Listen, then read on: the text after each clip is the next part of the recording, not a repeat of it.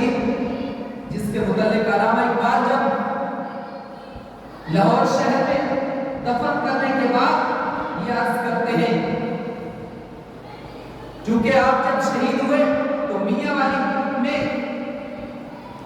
لابارسوں کے قبرستان میں آپ کو دفن کر دیا گیا، لیکن آپ کی وصیت تھی، علامہ اقبال مخاطب ہو کے کہتے ہیں میں نے آپ کی وصیت پر کرتے ہوئے آپ کو لاہور شہر میں دفن کر دیا ہے، اب آپ بھی ہماری لاج رکھنا، قیامت کے دن حضور سے میری سفارش کرنا۔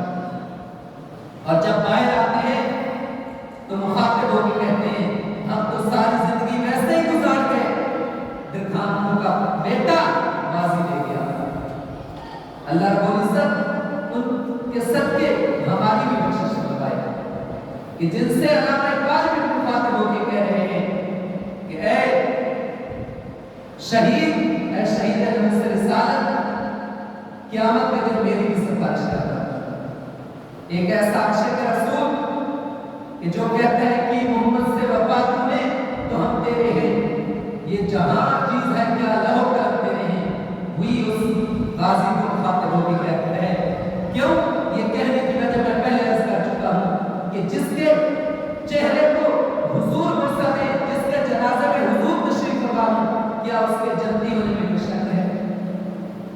تو وہ غازی اسلام، غازی نمس رسالت 31 اکتوبر اس کا دن ہے، اس کو شہید کیا گیا۔ اسی حوالے سے اللہ رب العزت ان کے بھی درجات بلند عطا فرمائے اور اس کے صدقے ہمارے بھی درجات بلند عطا فرمائے، ہماری بھی کامل بخشش فرمائے۔ میں نے آپ کے جو سامنے آیت مقدسہ پڑھی اس حوالے سے، چونکہ یہ ماہ مبارک ربیع الثانی اس کا آخری جمعہ مبارک ہے، صرف حضور غوث اعظم کے حوالے سے ایک واقعہ سنا کے اجازت چاہوں گا۔ آپ کا القابات میں سے ایک مشہور لقب ہے محی الدین، جس کا لغوی معنی ہے دین کو زندہ کرنے والے۔ اعلیٰ حضرت عظیم برکت نے اس واقعہ کو اپنے فتاوی رضویہ شریف میں نقل کیا ہے۔ آپ فرماتے ہیں کہ حضور غوث اعظم سے سوال کیا گیا کہ آپ کو محی الدین کیوں کہا جاتا ہے؟ آپ نے فرمایا کہ 511 ہجری کو بروز جمعہ المبارک بغداد شہر میں ننگے پاؤں میں کسی کام سے واپس آ رہا تھا، دیکھا کہ ایک آدمی بیمار پڑا ہے، حتیٰ کہ اس کا رنگ بھی پیلا ہوا پڑا ہے۔ اس نے مجھے آواز دی، یا عبد القادر، میں اس کی طرف متوجہ ہوا۔ جب میں اس کے قریب گیا اس نے کہا میرے مزید قریب ہو جاؤ۔ جب میں قریب گیا چونکہ وہ لیٹا ہوا تھا، اس نے کہا مجھے اٹھا کے بٹھائیے۔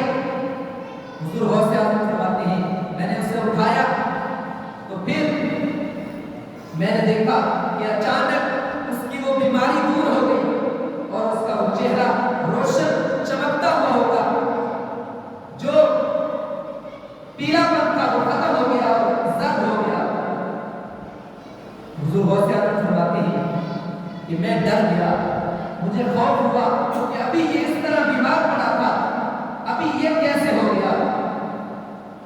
تو مجھ سے اس مخاطب نے، اس آدمی نے کہا کہ ڈرنے کی ضرورت نہیں، آپ نے مجھے سیدھا کیا، اب وجہ سنیے۔ اس آدمی نے کہا کہ جیسے میں بیمار پڑا تھا یہ میری حقیقت تھی، مجھے پہچانتے ہو؟ حضور غوث اعظم نے فرمایا نہیں میں نہیں پہچانتا۔ اس آدمی نے کہا کہ میں دیر ہوں اور میں ایسے ہی بیمار پڑا تھا، آپ تشریف لائے، اللہ رب العزت نے آپ کی وجہ سے مجھے زندہ کر دیا ہے۔ میں ایسے ہی بیمار تھا، ایسے ہی کمزور تھا، آپ کی وجہ سے اللہ رب العزت نے مجھے زندہ کر دیا ہے، آج کے بعد تیرا نام محی الدین ہے۔ اس وجہ سے آپ کو محی الدین، دین کو زندہ کرنے والا کہا جاتا ہے۔ ہم ان کی کرامات کو بیان کرتے ہیں اور کرنی ہی چاہیے، کیونکہ ان کی کرامات تو غیر بھی مانتے ہیں، اپنے تو اپنے رہ گئے، جو کرامات کا انکار کرتے ہیں وہ بھی مانتے ہیں، لیکن ان کی یہ دین سے محبت ہے کہ خود دین ان سے مخاطب ہو کے کہتا ہے کہ تو مجھے زندہ کرنے والا ہے۔ تو ہمیں سبق کہ آج ہماری نسلیں دین سے دور ہوتی جا رہی ہیں. ہمیں کم از کم اپنی اولاد میں سے ایک آدمی ایسا ضرور منتخب کرنا چاہیے جو عالم دین بنے, حافظ قرآن بنے, ہمیں ہمارا مرنا جینا سکھائے کہ مرنے کے بعد کیا کرنا ہے, اگر کوئی خوشی ملے تو کیا کرنا ہے. اللہ رب العزت ہمیں بھی حضور غوث اعظم